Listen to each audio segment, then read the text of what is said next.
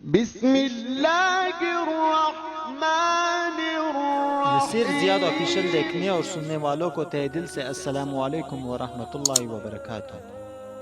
معزز سامعین، حضرت ابن عمر رضی اللہ تعالی عنہ فرماتے ہیں کہ حضرت عمر رضی اللہ تعالی عنہ نے غزوہ احد کے دن اپنے بھائی سے کہا، اے میرے بھائی، تم میری زرہ لے لو۔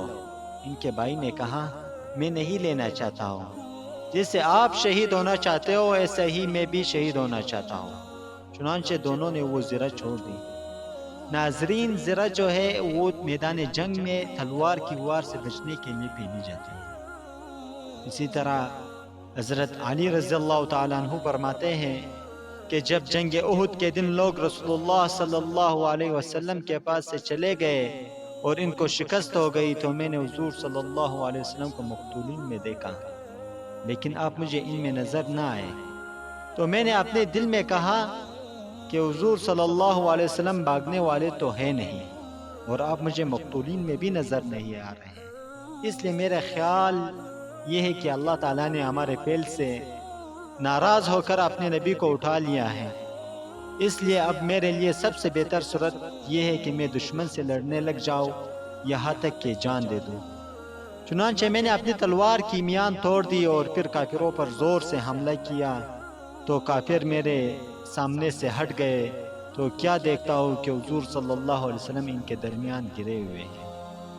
قبیلہ بنو عدی بن نجار کہ حضرت قاسم بن عبد الرحمن بن رافع رضی اللہ عنہ فرماتے ہیں کہ حضرت انس بن مالک رضی اللہ عنہ کے چچا حضرت انس بن نضر رضی اللہ عنہ حضرت عمر بن خطاب اور حضرت طلحہ بن عبید اللہ رضی اللہ عنہما کے پاس پہنچے تو یہ دونوں حضرات دیگر مہاجر اور انصار حضرات کے ساتھ لڑائی سے ہاتھ روک کر پریشان بیٹھے ہوئے تھے۔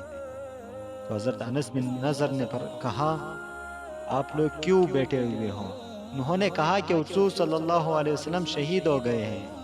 انہوں نے کہا کہ حضور صلی اللہ علیہ وسلم کے بعد تم زندہ رہ کر کیا کرو گے؟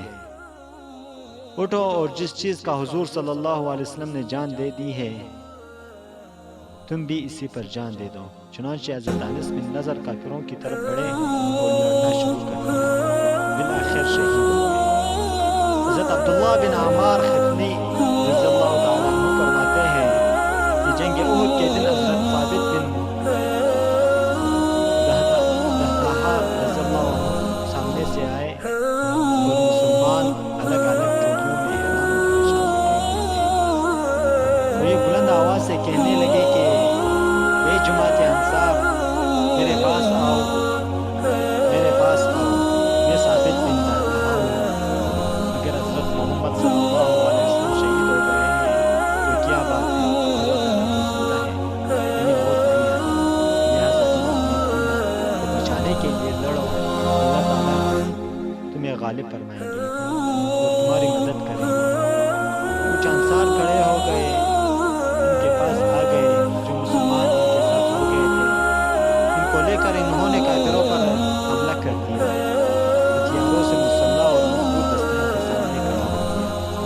اس دستے میں کافروں کے سردار خالد بن ولید، عمر بن العاص، اکرمہ بن ابی جہل اور زبار بن خطاب تھے۔ چنانچہ آپس میں خوب زور کی جنگ ہوئی۔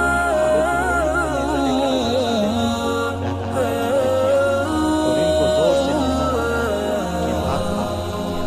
چنانچہ وہ شہید ہو کر گر پڑے اور ان کے ساتھ جتنے انصار تھے وہ سب بھی شہید ہوئے، اور کہا جاتا ہے کہ اس دن یہی لوگ سب سے آخر میں شہید ہوئے۔ السلام علیکم ورحمۃ اللہ۔